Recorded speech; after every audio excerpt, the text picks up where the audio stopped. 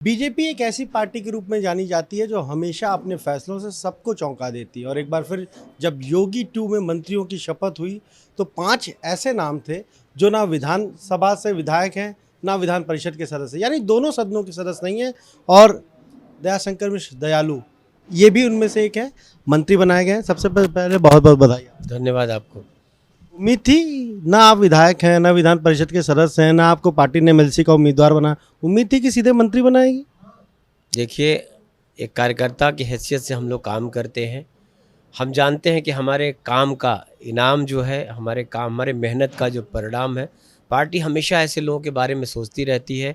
और समय समय पर ऐसे लोग, जैसे आपने कहा ना कि बीजेपी ही है वैसी पार्टी जिसके लिए जाति, जिसके लिए गरीबी, ऐसे ऐसे लोगों को वो मौका देती है जो कभी सच में आपने कहा कि हम नहीं सोच पाए थे कि हमको कभी इतनी बड़ी जिम्मेदारी मिलेगी। हमें जानकारी मिली कि कल तो आप शपथ ग्रहण समारोह के लिए आ रहे थे कि चलो देखेंगे मंत्री लोग शपथ कैसे ले रहे हैं, काना चलेंगे, और तब तक आपको फ़ोन आ गया। जी निश्चित। और हम लोग तो सभी लोग शपथ ग्रहण में शामिल होने के लिए ही अपना सौभाग्य मान रहे थे कि उसमें शामिल होंगे, और पार्टी ने ऐसा आदेश किया तो वो भी अच्छा रहा। वाराणसी दक्षिण की जो सीट थी, बहुत चर्चा, बहुत ज़्यादा चर्चा रही इस बार चुनाव में। क्योंकि काशी विश्वनाथ कॉरिडोर वहाँ पर है, प्रधानमंत्री का संसदीय क्षेत्र है। नीलकंठ तिवारी जीते, उसके बावजूद उनको मंत्रिमंडल में जगह नहीं मिली। आप उसी विधानसभा से आते हैं, आप खुद चुनाव लड़े हुए हैं। क्या माना जाए कि पार्टी ने आपका जो काम था पर्दे के पीछे चुनाव में, उसको देखकर आपको मंत्री बनाया है? नहीं, ऐसा कुछ नहीं है। वाराणसी शहर दक्षिणी का जो जातिगत समीकरण है वो बहुत कठिन है, कारण कि वहाँ माइनॉरिटी की संख्या बहुत ज़्यादा है।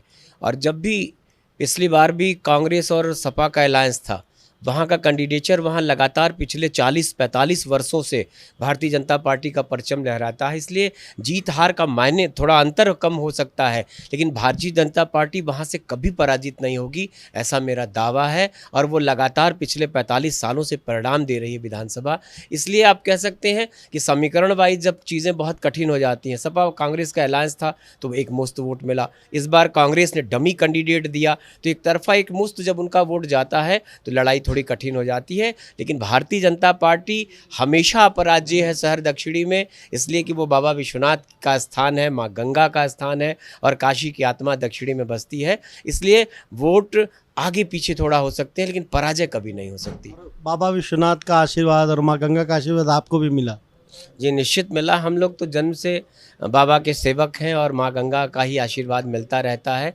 तो निश्चित ही काशी के हर इंसान को जो आशीर्वाद मिलता है उसी का परिणाम आपके सामने है। आपकी जिम्मेदारी और बढ़ गई क्योंकि आप मंत्री बन गए। मंत्री तो 52-53 लोग भी बने हैं, पर आप जहाँ से आते हैं सीधे प्रधानमंत्री की नज़र रहेगी वहाँ। देखिए, काशी का होना ही अपने आप में हम लोग बहुत गौरवशाली अपने को मानते हैं, और वो उस गौरव में और भी वृद्धि हुई जब माननीय नरेंद्र मोदी जी काशी के सांसद चुने गए, देश के प्रधानमंत्री बने। दोबारा फिर ऐसा काशी ने इतिहास दोहराया, तो काशी के लोग अब अपने को बहुत भाग्यशाली मानते हैं।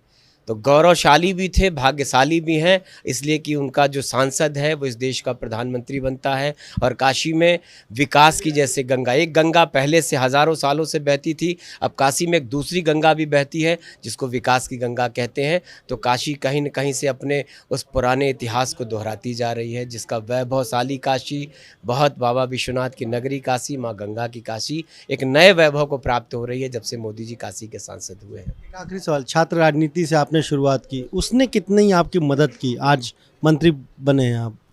छात्र राजनीति कहीं न कहीं से राजनीति का कह सकते हैं कि वो प्राइमरी पाठशाला है, जो ककहरा राजनीति का कोई भी छात्र नेता, छात्र नौजवान सीखता था, उसी का परिणाम उसको जीवन भर वो तेवर, वो कलेवर, वो भाषा शैली, वो समाज के प्रति कैसे व्यवहार करना है, तो निश्चित ही उस नर्सरी से जुड़े होने का फ़ायदा मिलता है। वह भी काशी हिंदू विश्वविद्यालय का छात्र होने की वजह से एक अपने आप में हम लोग बहुत सौभाग्यशाली हैं।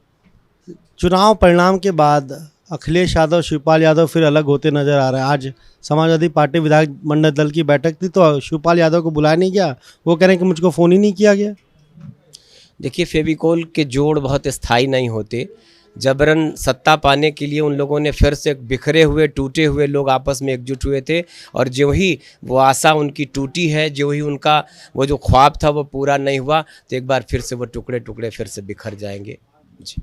तो ये आपने सुना, क्या कहना है इस बार मंत्रिमंडल में मंत्री बनाया गया है दयाशंकर मिश्र दयालु, साफ तौर पर कह रहे हैं कि प्राथमिकताएं अलग हैं, विज़न वही है। डेवलपमेंट सरकार ने जैसे डेवलपमेंट किया है, खासतौर से वाराणसी की अगर बात करें, जो विकास की गंगा बही है, अब जिम्मेदारी बढ़ी है तो कोशिश इनकी भी जारी रहेगी। कैमरा से जितिन के साथ अनुभव शुक्ला, भी गंगा, लखनऊ।